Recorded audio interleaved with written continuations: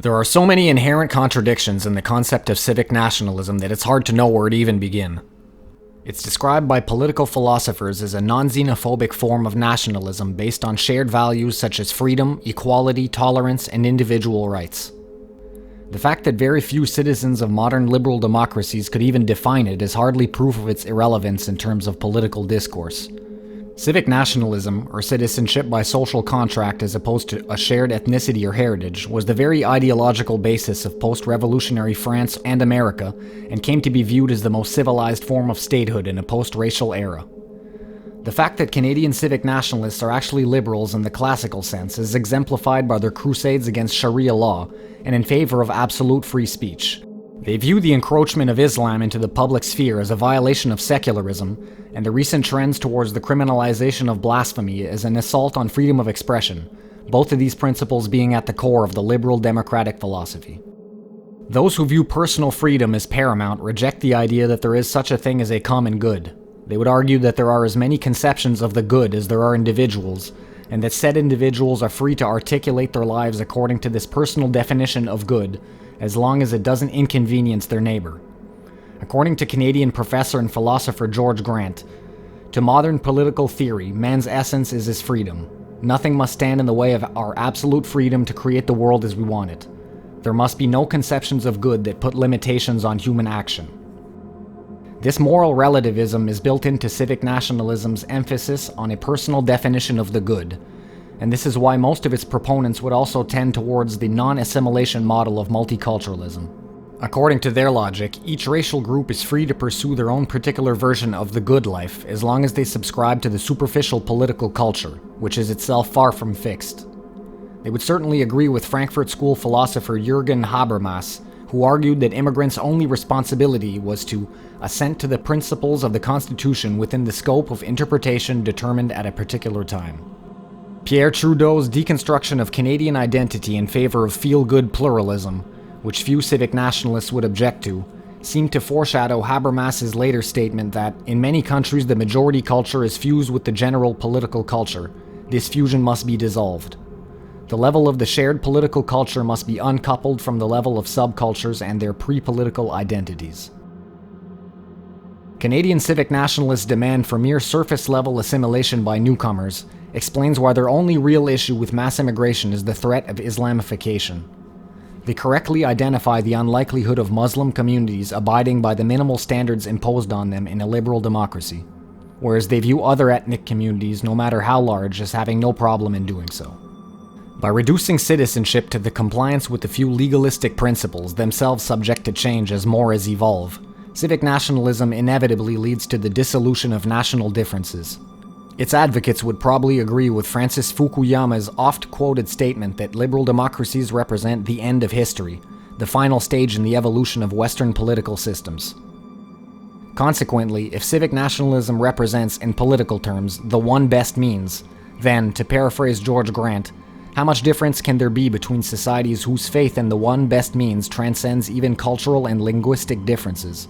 This is besides the fact that the tacit acceptance of multicultural doctrine tends towards the elimination of national differences for other, more obvious reasons.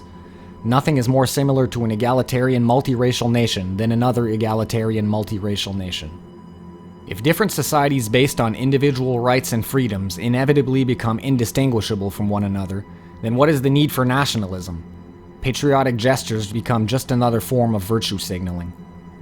Canadian civic nationalists' reluctance to identify themselves, if they are of European descent, as part of a racial group in danger of becoming demographically irrelevant in the very near future, means that their criticisms of globalism are mostly symbolic.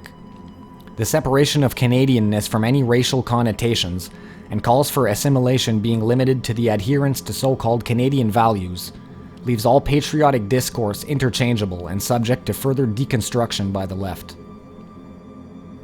Conservative Party leadership frontrunner Maxime Bernier's immigration platform, seen by many as a sane alternative to our current Prime Minister's policies, is nonetheless an example of civic nationalism's inability or unwillingness to identify the threat posed by immigration.